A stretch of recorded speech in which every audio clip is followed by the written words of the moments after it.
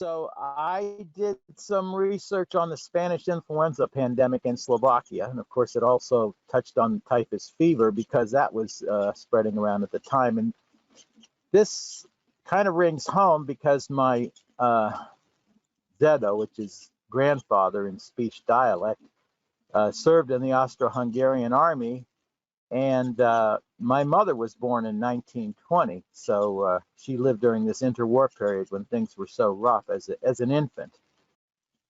Okay, and I start out here with this picture of a mother and her 6-year-old child mourning the loss of their father.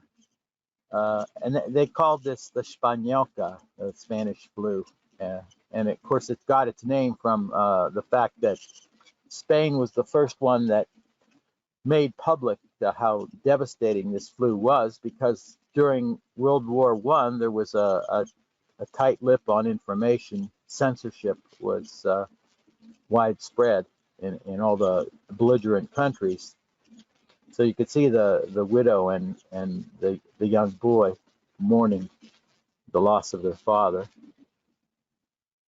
And it talks here about how the tears are pouring down, and the little boy doesn't understand what happened, that he lost his father. And this is just one of many families that suffered losses from this war, because you had the war, and then you had another war afterwards against the flu. So in Slovak, it's called Španielská chrípka, or for short, they just called it Španielka. Epidemiologists estimate that 50 to 100 million people died, and that's a wide range, but many places in the world didn't keep good statistics at the time, but anywhere from 3 to 5% of the world's population. And when we compare that to the coronavirus today, this was much more devastating. And as many as 587,000 Americans died. I've seen higher figures than that too. And some very notable people died, including King Charles IV of Hungary, who was the last Austro-Hungarian emperor, died of this in 1920. The German sociologist Max Weber died from it, and also Frederick Trump, who was the grandfather of the current U.S. president. And in Slovakia, we had 3 waves of infection.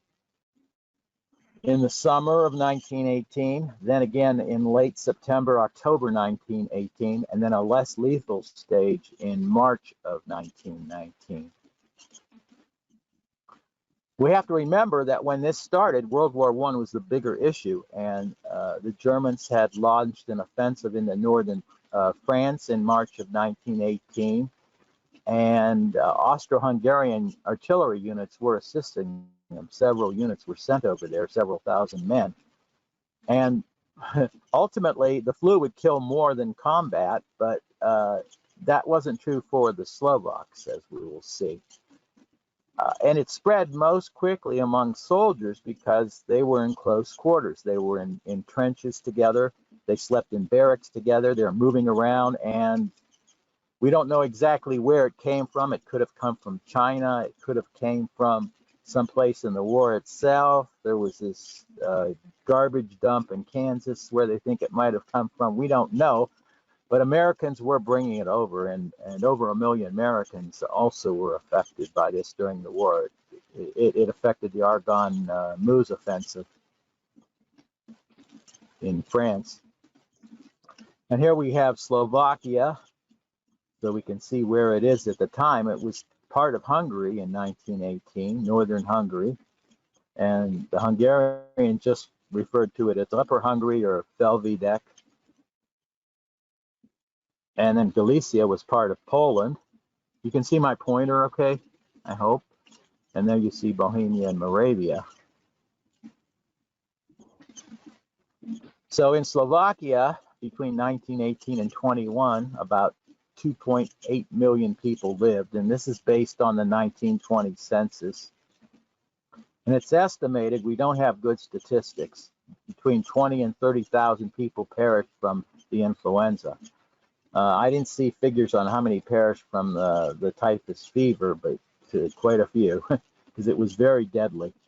Half the people died that had it. And there really were no statistical offices tracking the number of deaths. So we just go by what we can surmise.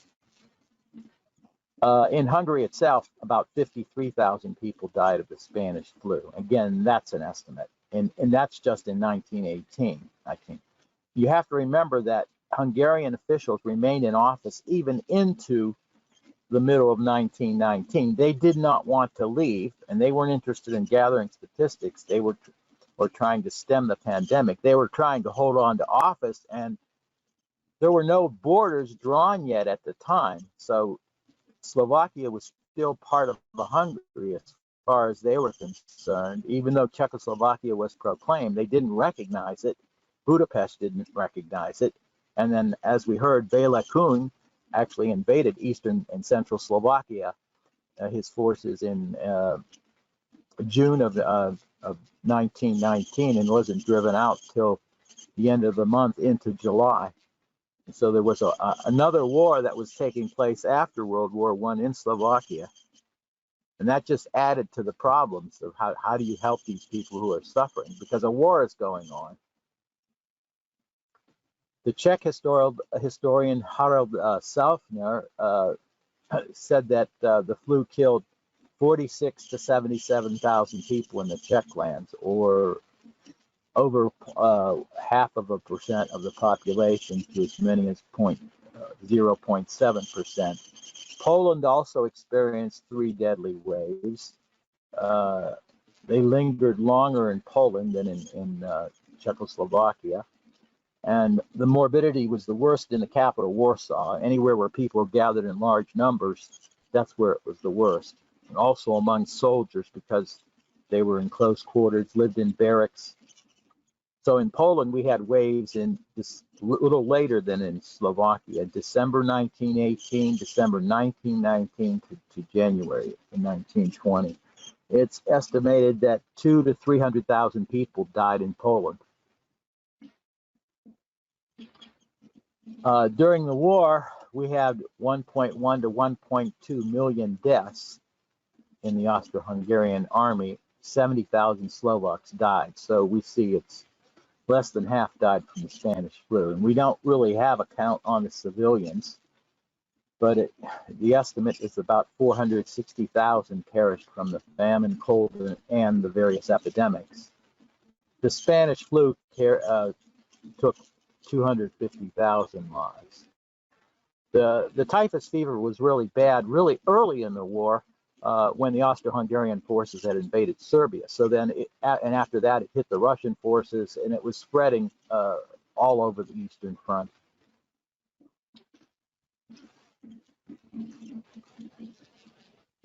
And when this thing first happened, the public health officials really didn't know what was happening. They didn't understand it, and so they didn't take the appropriate measures from the first few months of the breakout. And as we know from the coronavirus, if you act a week or two or more earlier, it can make a difference of thousands and thousands of lives. And they had no idea about the need for hygiene, washing one's hands, and keeping social distance. The army barracks were overcrowded. Troops are returning from the front. You've got poor hygiene, malnutrition, so people are weak to begin with. And as we know with these viruses, they have a geometric tendency to increase very, very quickly. So all you need is one person, and the whole barracks can be infected. And you have a shortage of doctors. Mark told me that he had read there were a total of 32 in Slovakia, a lack of nurses. And of course, most of them had been recruited for the army. And some were just still coming back from the front. A lack of medicines. So you have unprofessional care by volunteers who really don't know what they're doing. And then Mark also referred to the difficulty of transporting patients, if they're serious, to any kind of a hospital, because there weren't enough trains around, and in the countryside where there weren't rail connections, you had to go by horse and buggy, which is very slow, and if you're ill already, that's kind of tough. The worst outbreak of typhus fever was in Turzovka, and I have it marked here on the map. You see it's in northern Slovakia, above Žilina, the main town in that area. And it's in the Beskid Mountains, Beskidian Slovak, Beskid we would say. And that's a picture of Turzovka today. You can see it's nestled in the mountains. Okay, it was a town of slightly over 8,000, and today, that's back in 1920, slightly over 7,500.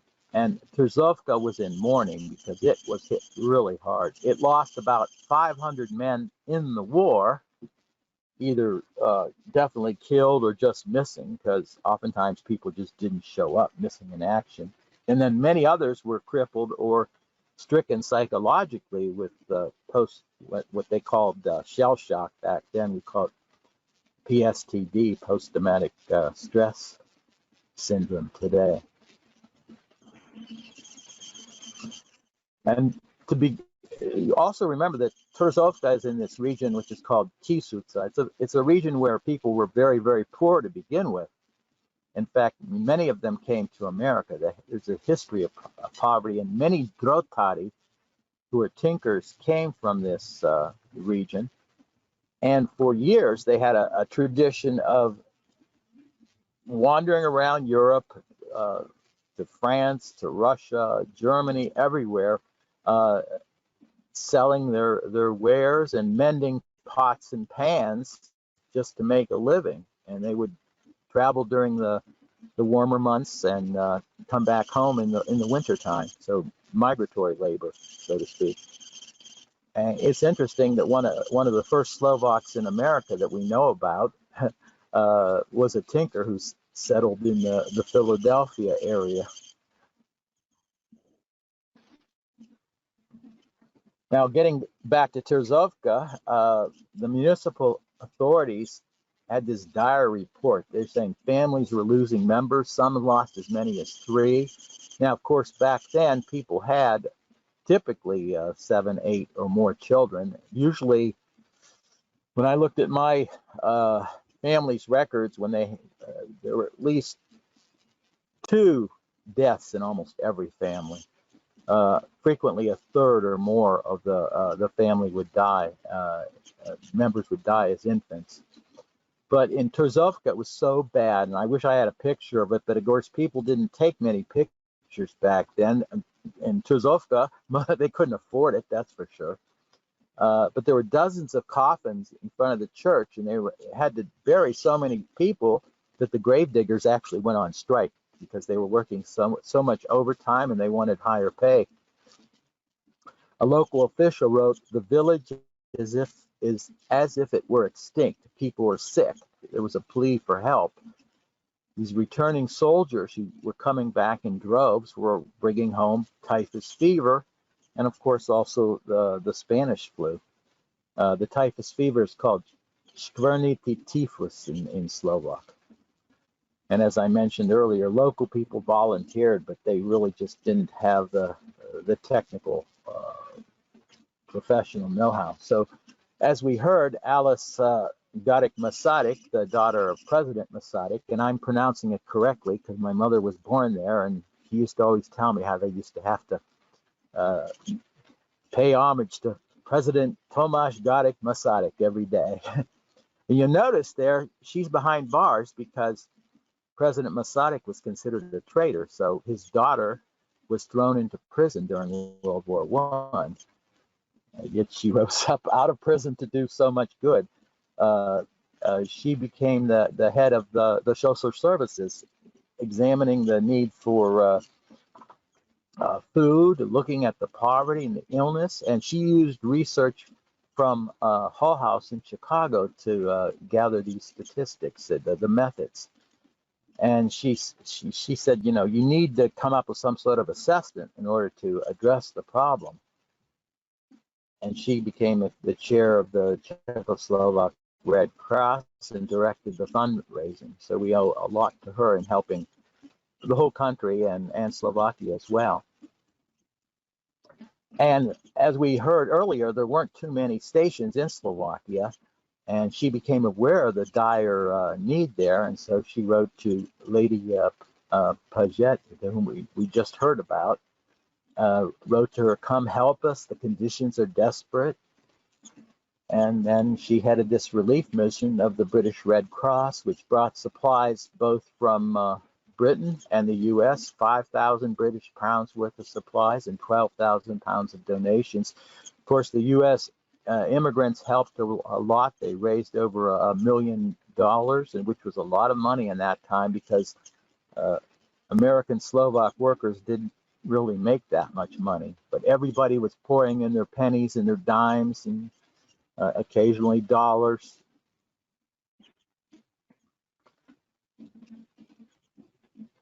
Okay, the Red Cross built these first aid stations to provide help for the soldiers of the Czechoslovak army, and they were scattered across Slovakia.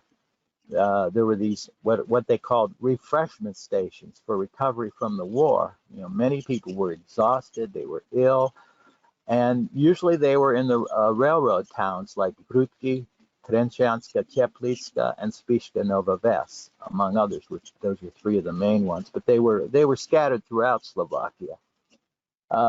Some of the materials that were brought have already been discussed, but I would like to undermine the fact that there was a special plea for clean linens because these lice were spreading this typhus fever, which the lice are called vši in Slovak.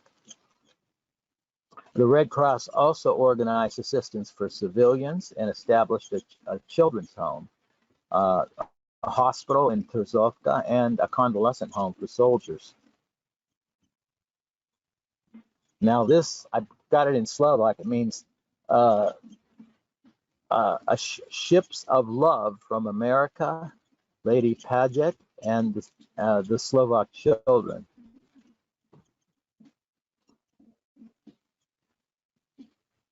And Turzovka is where the Red Cross had their headquarters. They also had 2 British doctors, 6 nurses, and the assistance of a nurse from Moravia. And of course, a few more came later. Because of the language barrier that's been mentioned earlier, they had to have an interpreter to help with the translation. So the beginning was very, very difficult because English was not a common language spoken over there.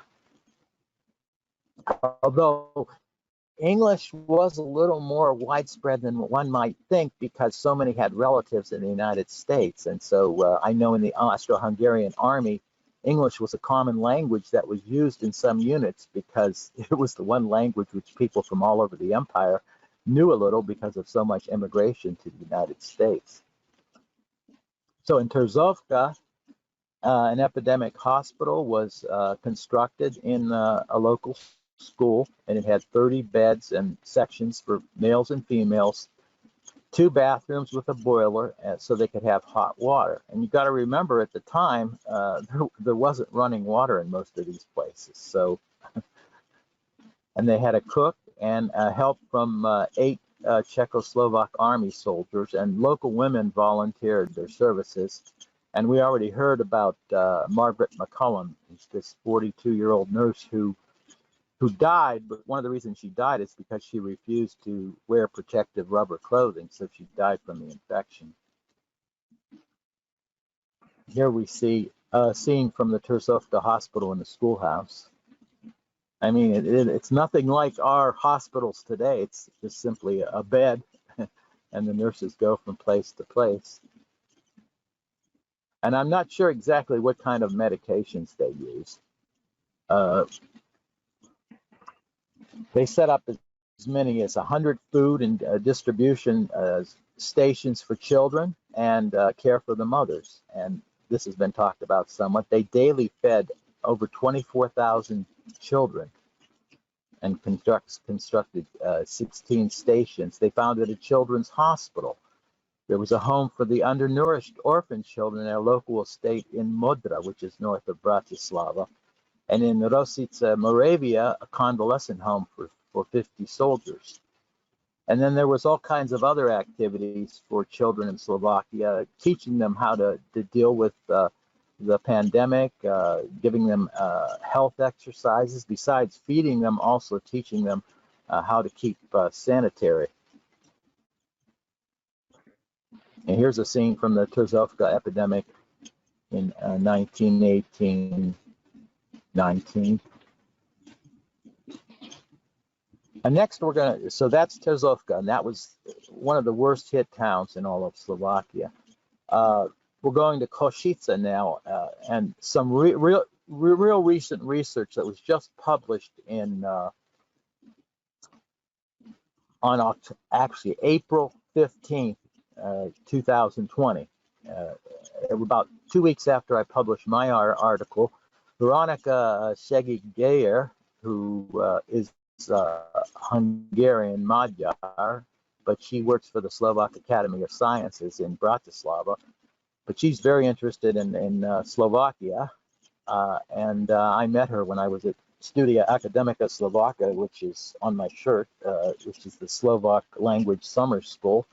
We were both advanced students there, and she looked at the archives of the city of Košice, and I will give you a summation of what she found there.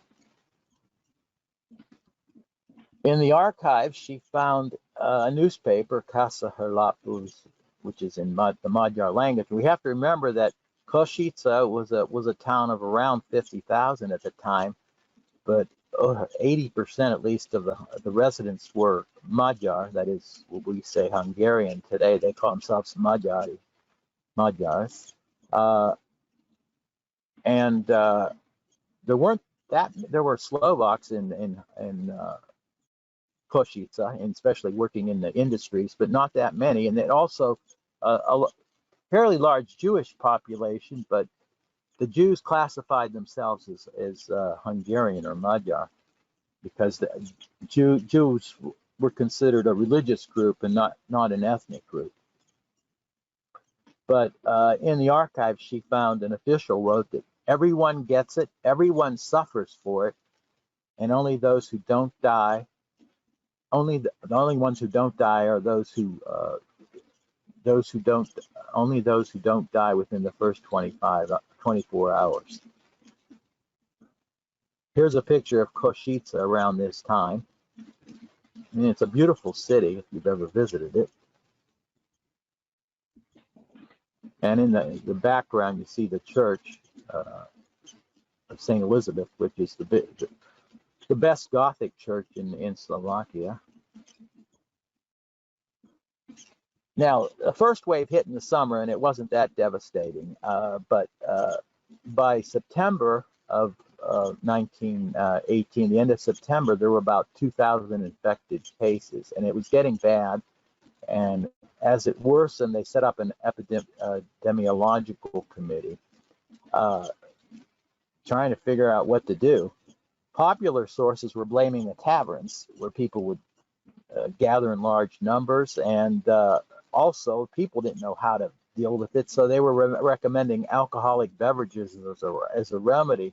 Now that might sound crazy, but some people are doing it today with the coronavirus. One of my friends even recommended borovička, which is from the juniper, an evergreen tree.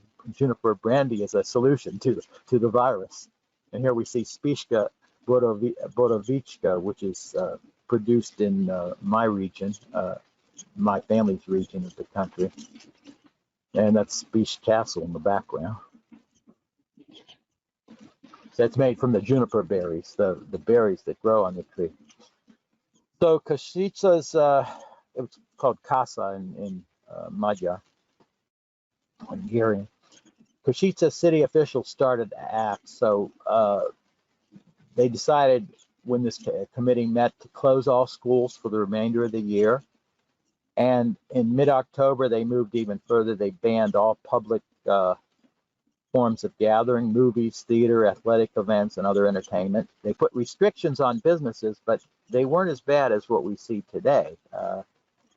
For instance, restaurants and cafes could remain open till 10 p.m., but they had to regularly decontaminate it. They did this several times a day, particularly right after people left. So after lunch there was a big contamination, and not as many people ate out in the evening for večera, as they call it in Slovak, but they had to decontaminate morning, afternoon, and evening, and this was regulated by the officials. And you got to remember, these are Hungarian officials, because it was still under Hungary in October of 1918. Factories remained open, but cleaning and ventilating occurred between 12 and 2 p.m. And then, of course, after the factory would close production. Pharmacies were open from early in the morning until 10 p.m. at night. And again, I'm not sure. The research didn't say what kind of drugs they were using, but they were open till 10 p.m. and law required that if somebody needed something after 10 p.m., they had to give it to them. So they had to stay open longer or even come there and get them the medicine. And we see the kind of makeshift hospitals that were made in Košice. Now, deaths in October 19th, there were only 13 deaths in Košice. Then it started to increase. So just 10 days later, it was at 40. And then in early November, there was a revolution in Budapest. The old government was overthrown, the monarchy, and Count Mihaly Károlyi took power, a liberal revolution. They called it the Aster Revolution because people used to decorate their hats with the aster flowers. And you had these large gatherings of people in Košice. I looked for pictures of them, but I couldn't get that. There were pictures in Budapest, but I couldn't find any from Košice. Maybe she'll come up with someone as she continues her research. So after this gathering, we see a spike in the number of cases, over 1,600 cases and 45 deaths. The majority involved military personnel. Why? Of course, obviously, they're in close contact. They're sleeping in barracks together, doing exercises together. Again, these are Hungarians at the time. Czechoslovaks haven't even moved in yet. They're just starting to move in. We're going through a transition from Hungarian rule to Czechoslovak rule. To quarantine, create a place to quarantine, the Army converted barracks into a military hospital, and that's located at what is today Barracks Culture Park. So if you go to Košice, you can look for Barracks Culture Park. The civilian cases were rather low, even though these taverns, etc., were open. They amounted to just 358 of the city's population of a little over 45,000. So, the taverns were open. So who knows? Maybe the Borovička and other alcoholic beverages had some effect. So, just under 0.8% of Košice's residents were touched by it. But it's the soldiers who were not permanent residents that were hit the hardest. Okay, and then we see a Košice hospital, so to speak. All it is a bed, bunch of beds, and you could see how infections could spread in such an environment. Okay. There was a third wave in March of 1919, but it was higher than the first phase, but not as bad as the second phase. People had learned to keep a little social distance, and we're better at cleanliness. And Zeki Gera estimated that about 150 died in the third wave, and at least 5,000 to 6,000 became infected. So it got bad, but it was never as bad as the typhus fever. This was more Spanish flu than typhus fever in Košice. It's just an example of a Spanish flu patient.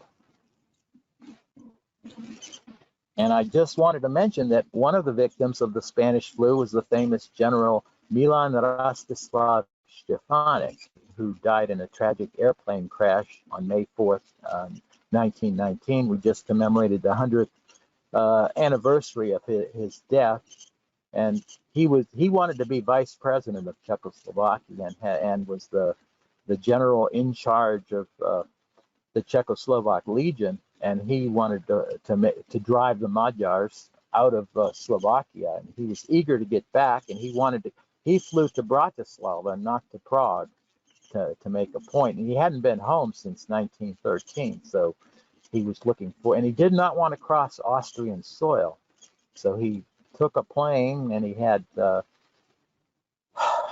Italian pilots and a mechanic with him, but they crashed as they approached Bratislava. We don't know exactly why, some sort of technical problem, or it could have been the wind. There's no conclusive evidence. But there's this monumental mohil, or burial mound, constructed by the architect Jurkovic on Bradlo Mountain above his village, which is Košariska. You can't see, it's down, but Bradlo is the highest mountain in the area. This is in the White Carpathian Mountains, and that's not too far from Turzovka. Probably, well, back then it would have taken a long time because of the roads, but today you could probably make it in about an hour and a half. Stefanik got all over the world trying to help Czechoslovak troops, went to the United States many times. He was also an astronomer, and I just put this map here to show you how he traveled. But he caught the Spanish flu on his way to Vladivostok. In Turzovka, there's actually a statue to him, this monument to him, and a list down below on that statue of the people that died in World War I. Dusan Kovac has done some research on Stefanik, and he said that the general fell ill in Tokyo in October 1918, just shortly before the declaration of Czechoslovak independence. And you notice I put Czechoslovak because that's the official name of the country. Until the new constitution, it was Czechoslovak, and all the documents, including the Versailles Treaty, and if you look at stamps from the era, it's Czechoslovak. And of course, there are a lot of Slovaks that wanted more self-rule at the time, which they didn't get. And if Stefanik had survived, he might have fought for that. He was a Slovak patriot. But he was going to Vladivostok to assist the troops of the Legion and then take them to the Western Front. The war was still going on in October of 1918, and there wasn't an armistice until November 11th, we have to remember. But the influenza raged across the world, including Tokyo, and let's just say, as it says here, the influenza raged in Tokyo, and the ubiquitous viruses also attacked Stefanik. High fever and headaches confined him to bed. All known and loved ones take turns at his bed. Everybody knew about Stefanik's poor health. He had a bad stomach ailment, and he had operations a number of times in his lifetime, even dating back to his early years as a graduate student in Prague. And that his organism was very exhausted. They were worried that the worst might happen. So he was very close to death. He just barely made it through. And here we see a statue of Masaryk, the first president of Czechoslovakia, and Stefanik in Košice. Of course, both people would have been prohibited during the communist era. So these were all put up after 1989. Here we see a picture of officers of the Slovak National Guard who formed out of the Czechoslovak Legion for the most part after World War I. And of course, they were some of the people that helping to bring Spanish flu and typhoid fever back to Slovakia. I just have here, as we close, a few things I found from primary source documents about some people that died. One is Ludovic Čermák, who died December 29th in Holic. And he was an assistant of Dr. Pavel Blaho, who was a prominent Slovak national leader. Dr. Blaho was a medical doctor, but he served in the Hungarian parliament. There were just a few, 3 or so Slovak representatives, so they were very underrepresented. And he and others dared to speak Slovak there, and they were denounced. But he would be a leader in the new Czechoslovak Republic for the Slovaks. But he died, and I have a translation of this newspaper entry here. On December 29th, he passed away after a painful and serious illness. The deceased was a supporter of Dr. P. Blaho and a diligent, honorable worker who showed great promise. He barely had a chance to gaze at the light of our newly found freedom. With his passing, his many plans and projects died with him. He was preceded in death by his dear wife, who also died from Spanish influenza. May he rest in peace on Slovak soil, which he so dearly loved. And Blaho was probably one of the top 5 leaders in Slovakia, so he's lucky he didn't get it. And then the next excerpt I had is from Rikvald. That's in eastern Slovakia near Bardejov.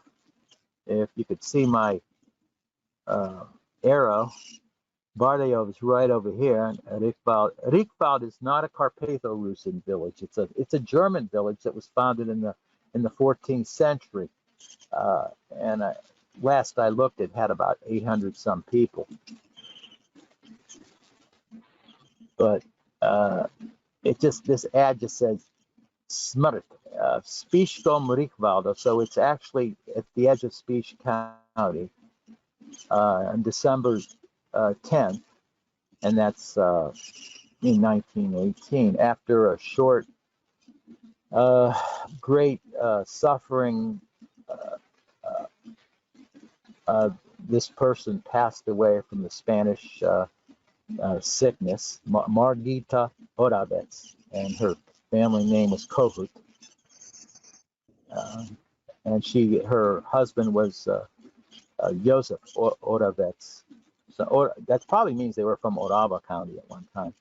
So she was only 28 years old, and she was originally an orphan. And it says that in the town of the village of Rikvald, that there were 140 people sick from it, and 4 of them died. And it says in neighboring town Halegovce, right over here, 22 died from it. But it said at the end of December, the Spanish flu stopped. And so it was basically gone by May 1919. And here we see, people tending to the graves of their ancestors or their family members who died. And that's a very important thing that goes on in Slovakia all the time, is people taking care of the graves of their ancestor, and especially around All Saints Day, All Souls Day. They light up candles to this very day.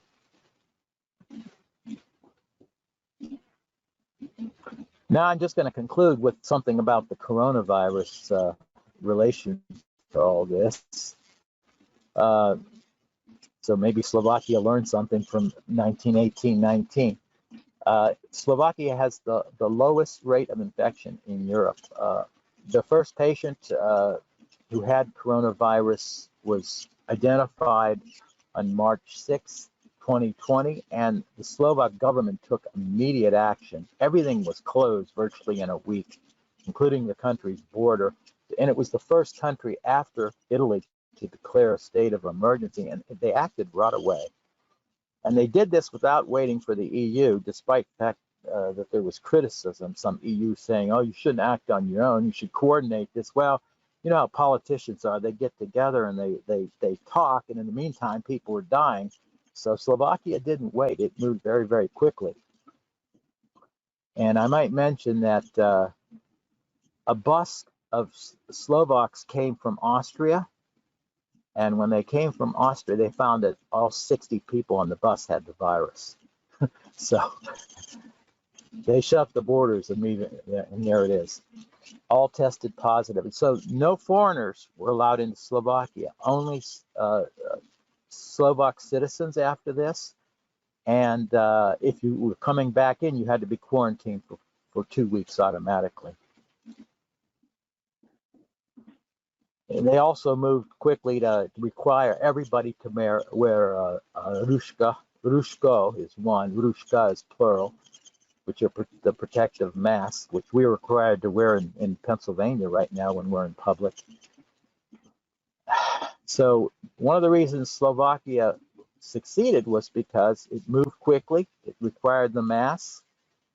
The government set an example, and the people complied. And you'll see in the pictures here that I have, the Slovak Prime Minister meeting with the Slovak President Zuzana Čaputová, who was just elected last year. And the Slovak Prime Minister only took office a few months ago, so they're both relatively new. And you see they're wearing masks. And Čaputová became a world sensation because she always wears rushka that are color coordinated with her dress and shoes. And I heard that wearing masks of various colors now is the fashion trend. And here we see her again. You could see the shoes, and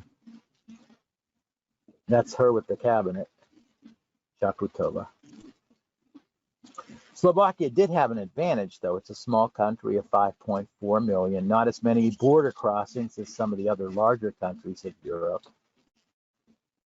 I did mention the tour bus from Austria, and 16 testing positive, and you could see it's landlocked, so we didn't have to worry about ships coming in. Okay, so I already talked about the fast movement. And you got to realize that Slovakia is not isolated by any means. 20,000 Slovaks commute as caregivers or working in Austria for other reasons. I even have a friend who lives in Heinberg because it's cheaper to live there than in Bratislava. And so she was confined in Austria and couldn't go back into Slovakia. And also, this is another fact which is interesting. 50,000 Slovaks had traveled to northern Italy in the second half of February and early March. Why do so many Slovaks go to Italy? Well, Slovaks are religious, and many of them go on pilgrimage, especially during Lent, to Italy, or to Rome, the Vatican. And Italy, of course, is a tourist spot as well. So, we're not talking about small numbers. For their population, that's a lot of people. And I know almost everybody I know in Slovakia, especially young people, have been to Italy. It's one of the most frequent destinations of Slovaks. Okay, and that's it. So Slovakia really has set an example, and it's been praised in many major newspaper and media sources like Bloomberg, the Wall Street Journal. Now, I guess that you will keep this slide presentation. I have some sources in English, and I listed a few in Slovak, and I think it's about six slides. So that's it. If you have any questions, I welcome them.